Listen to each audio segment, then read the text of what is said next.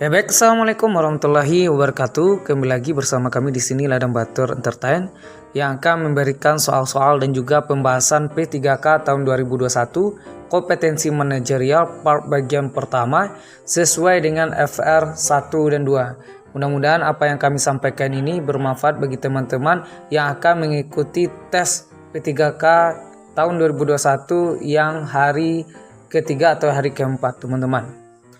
Baik teman-teman, tidak memperpanjang waktu, langsung saja ke soal dan juga pembahasan. Soal nomor 1.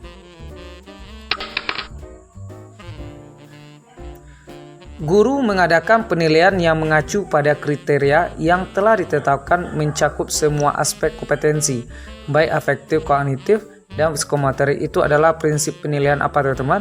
Mengacu pada kriteria. A. Berancuan kriteria dan menyeluruh. B. Berancuan kriteria dan sistematis. C. Akuntabel dan menyeluruh. D. Objektif dan menyeluruh. Jadi teman-teman harus memahami prinsip penilaian. Jadi harus teman pahami di situ atau teman hafal inti dari prinsip penilaian atau macam-macam prinsip dari penilaian tersebut. Jadi jawaban yang tepat di sini adalah yang A teman-teman, yaitu adalah menyeluruh. Berarti penilaian mencakup semua aspek kompetensi, kemudian berancuan kriteria, penilaian berdasarkan kriteria yang telah ditetapkan. Yang pertama berdasarkan kriteria kuncinya dan juga mencakup semua berarti menyeluruh teman-teman. Itulah jawaban dari soal nomor 1. Soal nomor 2. Hasil pengolahan nilai bahasa Inggris oleh Pak Rudi menampilkan bahwa dari 32 siswa kelas 7 ternyata 28 siswa memperoleh nilai di atas atau mencapai KKM. KKM yang ditetapkan untuk pelajaran bahasa Inggris adalah 70 dan 4 siswa mendapat nilai di bawah KKM yang ditetapkan. Dari ilustrasi di atas, penilaian demikian disebut penilaian apa teman-teman? Ya, A. Penilaian acuan patokan, B. Penilaian acuan norma, C. Penilaian objektif, D. Penilaian terpadu, E. Penilaian menyeluruh. Jadi ada beberapa penilaian dalam proses pembelajaran teman-teman. Pembelajaran tersebut harus kita pahami ya penilaiannya. Jadi jawaban yang di sini yang paling tepat adalah yang A teman-teman. Yaitu adalah penilaian acuan patokan ya. Itu suatu cara menentukan kelulusan siswa dengan menggunakan sejumlah patokan didasarkan pada batas KKM teman-teman. Penilaian acuan norma, kemudian acuan norma lagi. Penilaian dilakukan dengan mengacu pada norma kelompok atau nilai yang diperoleh siswa dibandingkan dengan nilai-nilai siswa lain dalam kelompok. Kemudian yang terpadu, penilaian adalah pendidik merupakan salah satu komponen kegiatan belajar. Kemudian menyeluruh berkesinambungan berarti penilaian mencakup semua aspek kompetensi. Kalau yang objektif berarti penilaian didasarkan pada prosedur dan kriteria yang jelas tanpa dipengaruhi oleh subjektif penilaian. Jadi jawaban yang tepat adalah teman-teman, yaitu adalah yang PAP, penilaian acuan patokan, karena merujuk kepada KKM, kriteria ketuntasan minimal teman-teman. Oke, lanjut. Soal nomor 3. Dalam memberikan nilai pada penilaian harian, Pak Aan guru bahasa Jawa melakukan pengkategorian. Siswa yang skor tesnya di bawah 40 maka mendapat nilai 70.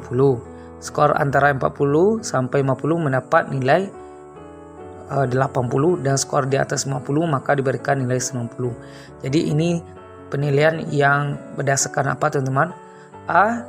Penilaian acuan patokan, B. Penilaian acuan norma, C. Penilaian objektif, D. Penilaian terpadu, E. Penilaian menyeluruh. Jawaban yang tepat adalah yang B teman-teman, acuan patokan. Yang B ya, yaitu adalah yang PAN, penilaian acuan norma. Ini sudah kita bahas tadi. Jadi yang tepatnya adalah PAN, penilaian acuan norma. Kenapa? Karena PAN ini adalah penilaian dilakukan dengan mengacu pada norma kelompok atau nilai yang diperoleh siswa dibandingkan dengan nilai siswa lain dalam kelompok. Jadi yang tepat adalah yang B, PAN. Oke, lanjut soal nomor 4 teman-teman. Langkah-langkah menulis soal tes uraian sebagai berikut. Yang dimintanya adalah yang kecuali. Teman-teman harus memahami langkah-langkah dalam menulis soal tes uraian. Apa saja yang diperlukan dalam tes tersebut. A. Melakukan analisis KI dan KD serta indikator. B. Mendefinisikan tujuan-tujuan pembelajaran dan lingkup bahan ajar yang mestinya diungkap. C. Menyusun kisi-kisi. D. Membuat atau menulis soal. E. Membuat pedoman skoran. Mana yang tidak termasuk langkah-langkahnya teman-teman? Jawaban yang tepat adalah yang A, yaitu melakukan analisis. Ini tidak perlu dilakukan analisis KI dan KD serta indikator. Kenapa? Inilah langkahnya. Ya. Satu, mendefinisikan tujuan pembelajaran dan lingkup bahan ajar yang mestinya diungkap. 2. Menyusun kisi-kisi. 3. Membuat atau menulis soal sekaligus dengan kunci jawaban. 4. Mengorganisasikan tes menurut tipe-tipe soal yang dibuat. 5. Membuat petunjuk pengerjaan soal dan penskoran. 6. Mengadakan uji coba. C. Merevisi soal. Jadi yang kurang tepat dalam itu bukan menganalisis tetapi menyusun kisi-kisi. Ya, jawaban yang tidak tepat adalah yang A. Oke, lanjut soal nomor 5 teman-teman. Pernyataan yang betul untuk tes formatif. Jadi teman-teman harus memahami dulu apa yang dimaksud dengan tes formatif dan juga ada tes sematif teman-teman. Jadi yang diminta di sini adalah tes formatif. A. Nilai maksimum adalah nilai jumlahnya adanya siswa soal. B. Nilai minimum adalah sejumlah adanya soal. C. Nilai maksimum butir soal benar adalah 1. D. Nilai minimum butir soal benar adalah 1. Jawaban yang paling tepat adalah yang C teman-teman. Karena tes formatif ini dimaksud untuk memantau sampai sejauh mana peserta mencapai kemajuan belajar. Kemajuan belajar dinilai dari perkembangan siswa menguasai setiap indikator kompetensi. Indikator butir soal yang benar kita nilai 1, yang belum benar kita nilai 0. Maka nanti akan terlihat kompetensi yang belum tercapai. Jadi jawaban yang C itu adalah nilai maksimum butir soal yang benar adalah 1. Kalau salah 0. Oke. Baik, soal nomor 6. Coba teman-teman perhatikan tabel di bawah ini. Ini ada KD 4 1 sampai 4. Ini KD tentang praktek teman-teman. Ya, K4. Kemudian keterampilan ya. Ada praktek, ada produk, proyek, portofolio. Di sini portofolionya tidak dinilai kosong ya. Kemudian proyek, ada produk, ada praktek. Oke. Jadi ada nilainya akhirnya PQRS. Coba lihat nilai PQRS yang berturut-turut mana teman-teman? P 87. Kemudian Q 66 prakteknya 75. Oke. Kemudian yang R ini 92, S-nya 82. Bagaimana cara menghitungnya? Jadi yang paling tepat adalah yang B teman-teman. Kenapa yang B? Coba perhatikan. Kalau yang untuk KDP1 ini karena hanya satu jenis penilaian maka nilainya cuma 87. P2 ada 2 penilaian tapi dalam satu jenis penilaian yaitu praktek. Maka pilih yang paling baik. Jadi Q-nya adalah 75. Kemudian P3 43 ya, hanya ada satu pilihan maka R-nya 92. Kemudian KD44 memiliki 2 jenis penilaian yang berbeda, maka hasil akhir penilaian adalah rata-rata dari 75 dan 82 yaitu jumlahnya adalah 8. Itu rata-ratanya. Jadi yang paling tepat jawabannya adalah yang B teman-teman. 87, kemudian 75, yang mana yang terbaik di antara dua ini yaitu 75. Kemudian 92 karena cuma satu saja R-nya. Kemudian 79 ini dijumlahkan dan dibagi 2. Di rata-ratanya adalah 79. Jadi jawabannya adalah yang B. Oke, soal nomor 7. Berikut adalah tugas dan kewenangan satuan pendidikan dalam penilaian hasil belajar peserta didik kecuali A. Menetapkan standar ketulusan belajar yang harus dicapai peserta didik. B. Menetapkan kriteria kenaikan kelas. C. Menetapkan kriteria kelulusan peserta didik. D. Melakukan penilaian akhir dan ujian sekolah. E. Menjadi panitia pelaksana ujian nasional tingkat satuan pendidikan.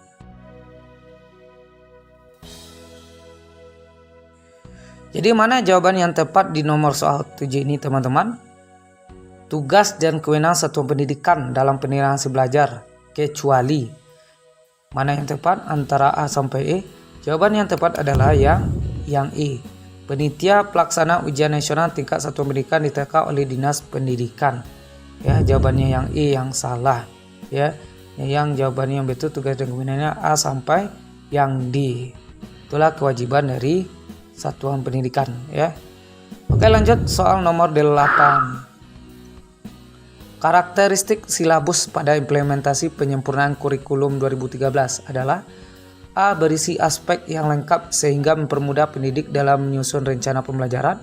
B. Hanya menyajikan 3 aspek, ini kompetensi dasar, materi pokok, dan kegiatan pembelajaran. C. Fleksibel sehingga dapat disesuaikan dengan situasi dan kondisi pembelajaran. D. Disajikan sederhana sehingga mudah. E. Kurang detail sehingga kurang memberikan peluang kreativitas guru. Yang diminta adalah karakteristik silabus dalam implementasi kurikulum 2013. Yang paling tepat jawabannya adalah yang A. Berisi aspek yang lengkap sehingga mempermudah pendidik dalam menyusun rencana pembelajaran. Itu yang tepat, teman-teman.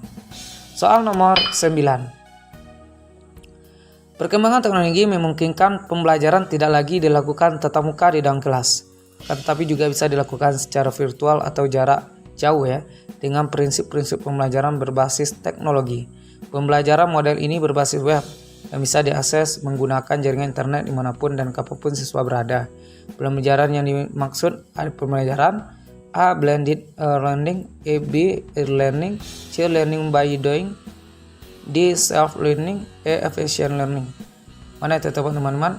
Jadi siswa itu bukan dituntut lagi belajarnya tatap muka di kelas, tetapi bisa dilakukan secara virtual atau jarak jauh melalui daring. Jadi jawaban yang tepat adalah yang B. E-learning, pembelajaran menggunakan cara daring berbasis web atau sejenisnya. Blended learning adalah pembelajaran yang merupakan kombinasi antara pembelajaran dalam jaringan dan luar jaringan. Jadi jawaban yang tepat adalah yang B, teman-teman, ya. E-learning. Oke, lanjut soal nomor 10. Seorang guru sebelum melaksanakan pembelajaran mempersiapkan perangkat pembelajaran. Ya, setelah menyusun indikator pembelajaran lalu menyusun tujuan pembelajaran. Hal ini termuat dalam A. Silabus pembelajaran, B. RPP, C. Rencana penilaian pembelajaran, D. Analisis KI dan KD, E. Program semester. Menyusun indikator pembelajaran, kemudian menyusun tujuan pembelajaran. Mana yang tepat, teman-teman? Jawaban tepat adalah yang B. Indikator dan tujuan pembelajaran adalah komponen dari rencana pelaksanaan pembelajaran. Pada silabus tidak terdapat indikator dan tujuan pembelajaran. Jadi yang terdapat di dalam indikator tujuan pembelajaran itu di RPP, teman-teman, ya. Ya, RPP. Itu harus teman-teman pahami, ya. Kalau tujuan dan indikator itu tidak ada di dalam silabus, kan, tapi cuma ada di RPP. Lanjut soal berikutnya, soal nomor 11. Silabus dan RPP adalah pedoman bagi guru dalam melaksanakan pembelajaran yang berupa rencana pembelajaran. Perbedaan antara silabus dan RPP adalah, apa bedanya, teman-teman, antara silabus dan RPP? Jadi silabus itu turunan, kalau RPP itu turunan dari silabus, ya. Jadi jawabannya tepat yang mana? A. Silabus berisi kompetensi dasar, RPP berisi kegiatan belajar yang diarahkan untuk mencapai kompetensi dasar. B. Silabus berasal dari pengembangan SI dan SKL, dan RPP bersumber dari SKL. C. RPP dibuat oleh setiap guru dan silabus dibuat oleh tim guru. D. RPP dibuat oleh guru sedangkan silabus dibuat oleh satuan pendidikan. E. Silabus berisi rincian kegiatan pembelajaran sedangkan RPP berisikan pendekatan penilaian hasil belajar. Mana yang tetap perbedaan antara silabus dengan RPP?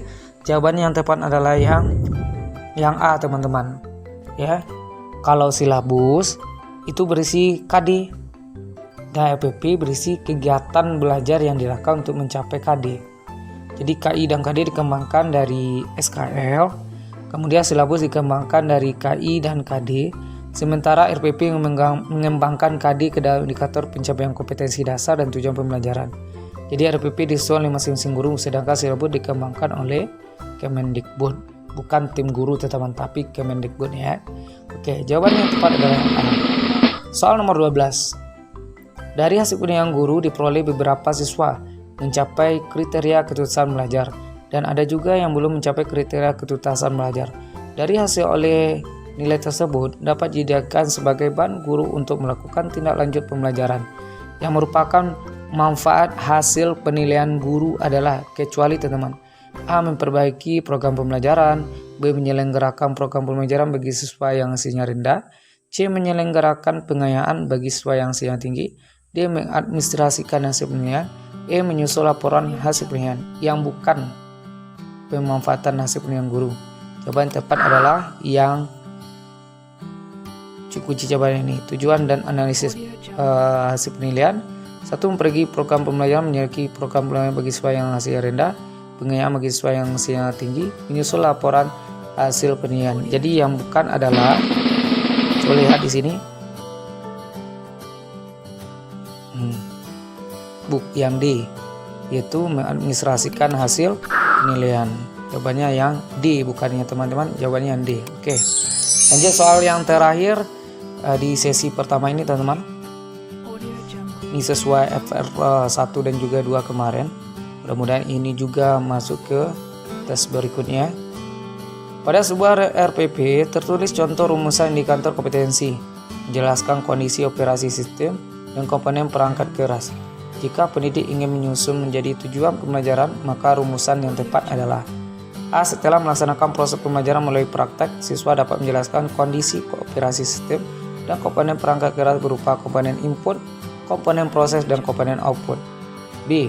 Setelah melaksanakan pembelajaran dan menggali informasi melalui diskusi, siswa dapat menjelaskan kondisi operasi sistem dan komponen perangkat keras secara benar. C. Siswa dapat menjelaskan operasi sistem dan komponen perangkat keras meliputi komponen input, proses, dan output secara benar. D. Menjelaskan kondisi operasi sistem dan komponen perangkat keras, komponen input, proses, dan output tanpa melihat catatan. E. Setelah melaksanakan pembelajaran dan menggali informasi melalui diskusi materi kondisi operasi sistem dan perangkat keras dan komponen perangkat keras secara benar tanpa melihat catatan. Jadi jawabannya teman-teman untuk menjelaskan kondisi operasi sistem dan komponen perangkat keras adalah yang B teman-teman. Inilah tujuan pembelajaran meliputi komponen. Ya, ada audien, behavior, condition, dan degree. Jadi yang jawaban yang tepat adalah yang B. Ya, melalui diskusi, kondisi operasi sistem dan komponen perangkat keras secara benar. Oke. Baiklah teman-teman, itu saja yang bisa kami sampaikan kepada teman-teman yang akan tes P3K untuk hari-hari berikutnya. Mudah-mudahan kami doakan banyak dari teman-teman yang lainnya yang belum berhasil dalam menempuh tes P3K ini. Mudah-mudahan untuk teman-teman yang belum ikut, silakan perbanyak lagi materinya, tambah lagi materinya, dalami lagi materinya. Mudah-mudahan teman-teman yang belum ikut dan ikut hari ini mendapatkan nilai yang terbaik, lulus passing grade. Amin amin ya robbal alamin.